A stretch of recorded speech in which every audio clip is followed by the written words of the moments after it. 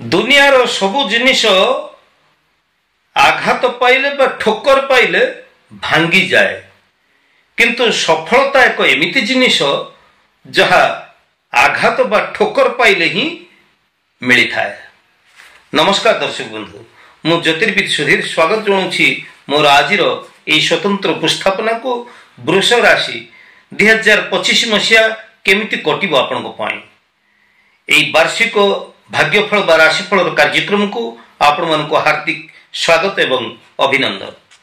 नूतन वर्ष इंग्राजी नूतन वर्ष 2025 मसीहा आपणकर स्वास्थ्य, शिक्षा, व्यापार वाणिज्य, चाकरी वृत्ति, आर्थिक दिग, पारिवारिक, दाम्पत्य जीवन, भूमि, वाहन, संपत्ति ए सब क्षेत्र में आपण क्यों प्रकार फल पाइबाकू जाउछंती, ए सब क्षेत्र में केमिति रहिबो आपणकर 2025 मसीहा एही संपर्क रे आज आमे आलोचना करिबा। आमे जदि आपणकर ग्रह अवस्थिति इंग्राजी नूतन वर्ष 2025 मसीहार ग्रह अवस्थिति को जदि आमे लक्ष्य करिबा ताहले हमर बृहस्पति रहिचंती वृष राशि रे, कर्कट रे मंगल, कन्या रे केतु, बिच्छा रे बुध, धनु रे रवि, मकर रे शुक्र, कुंभ रे शनि एवं मीन रे राहु ग्रह अवस्थान करिसेंती। एवं ये जे ग्रह गुड़िक एगुड़िक वर्ष तमाम गोटे राशि रु आ गोटे राशि को भ्रमणशील अवस्था रहिबे। तेणु ग्रह मानकर गोचर भ्रमणर अवस्थिति को नहीं मु प्रस्तुत करिछि आपण मानक पई केमिति कटिबो 2025 मसीहा रो भविष्यवाणी। तेबे आसंतु नजर पकेबा आपणकर स्वास्थ्य उपरे।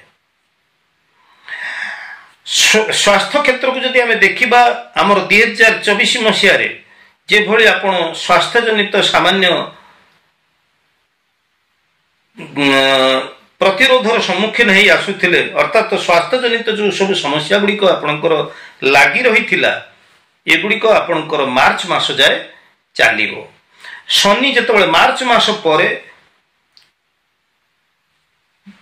बदली जिबे सेतेबेले आपणकर चतुर्थ भाव को शनि प्रभावित करुथिबा जोगु मार्च मास रु वर्ष शेष मध्य रे आपणकर हृदजनित रोग, फुसफुस जनित रोग, ठंडा, आलस्य, एलर्जी, चर्म रोग एगुड़िक आपण को टिके समस्या पकई पारे।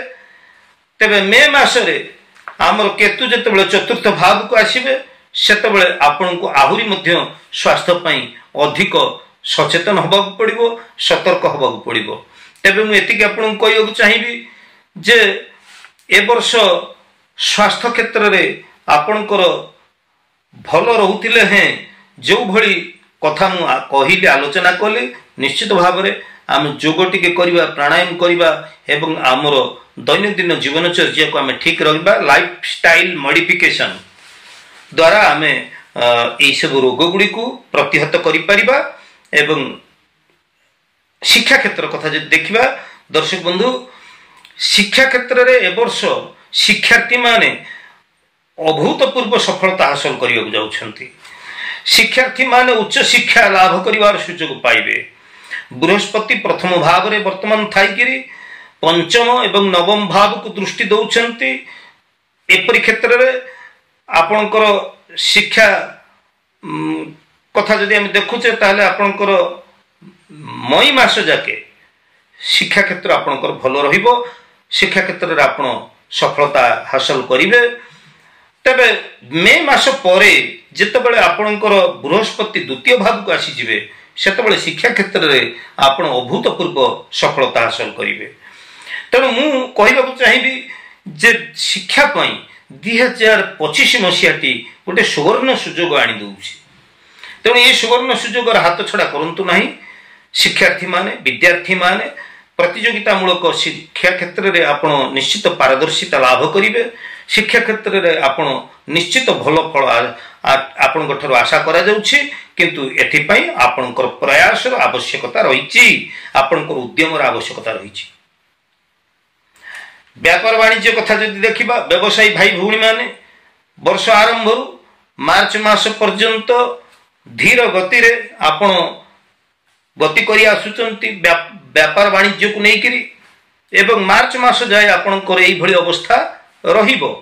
तेबे मार्च मास परे आपणकर व्यवसाय वाणिज्य क्षेत्र जदियो आउ टिके मांदा अवस्था को आसी जिबार संभावना सृष्टि होउची, तथापि देवगुरु बृहस्पति द्वारा आपणकर व्यापार वाणिज्य भल रहिबो एवं बृहस्पतिंकर शुभ दृष्टि द्वारा आपणकर व्यापार वाणिज्य क्षेत्र रे आपण ए वर्ष नुआ ढंग रे नुआ ढांचा रे आपण आगु को व्यवसाय को नहीं जिबे एवं आपणकर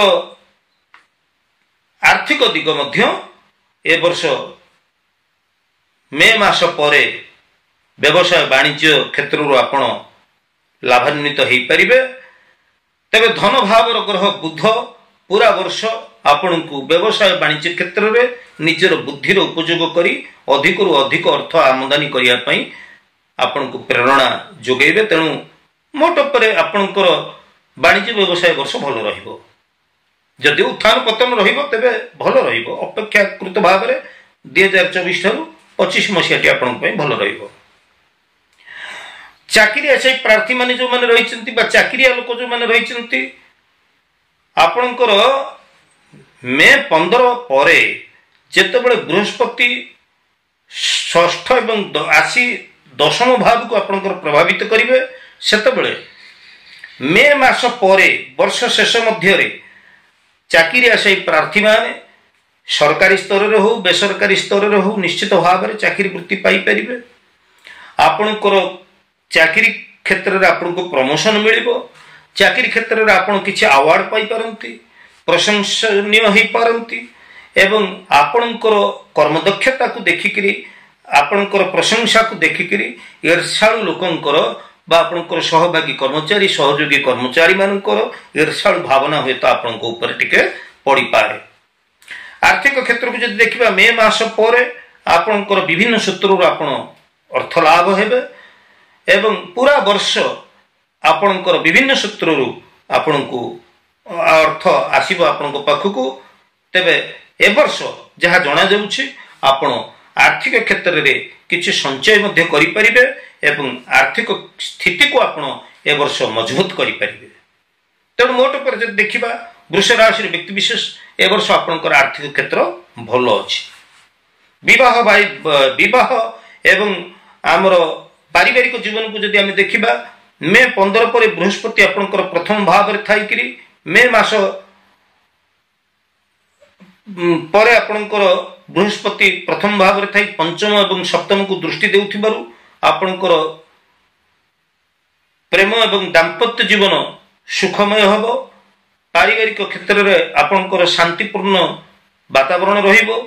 मे मास परे बृहस्पति जेतेबेले आपणकर द्वितीय भाव को आसीबे सेतेबेले आपण आहुरी अधिक शुभ फल प्राप्त हेबे। तेबे आपणकर मे मास जाए बृहस्पति प्रथम भाव रे थाई पंचम एवं सप्तम को दृष्टि दउथिबा जोगु वर्ष मध्य भाग जाए आपणकर पारिवारिक दाम्पत्य जीवन तो भल रहिबो। तेबे हां विवाह योग्य पुत्र कन्या जो माने रहिचंती सेमानकर जेतेबेले बृहस्पति मे मास परे द्वितीय भाव को आसी जिबे सेतेबेले शुभ मांगलिक कर्म तीर्थ भ्रमण धार्मिक कार्य आपन को लिप्त करइबो एवं निश्चित भाव में आपण शुभ फल प्राप्त हो पारिबे।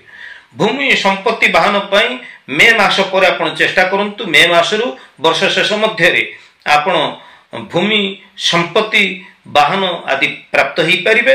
तेबे हां एठी गोटिए कथा मु आपन को कहि रखिबा चाहिबी जे जदियो आपण भूमि प्राप्त हवा पाई आपणकर गृह निर्माण करिबा पाई भल वाहन टी किनिबा पाई जदियो समय आपणकर भल रहिछि तेबे अधिक प्रयास द्वारा अधिक चेष्टा द्वारा विभिन्न प्रतिबंधक आसुले ये प्रतिबंधक गुड़ी को सम्मुखीन हो आपण उद्यम करने द्वारा निश्चित भाव में आपण ये सब लक्ष्य हासिल करें।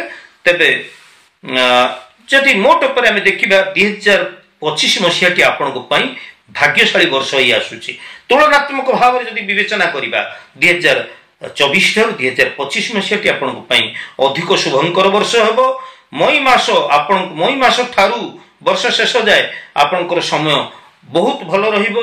2025 26 27 तीन वर्ष 25 26 27 ये तीनोटी वर्ष आपणकर धन वित्तीय समृद्धि पाई शुभंकर वर्ष एवं भाग्य रे व्यापक उन्नति आपणकर आसीबार कथा जना पड़ुछि।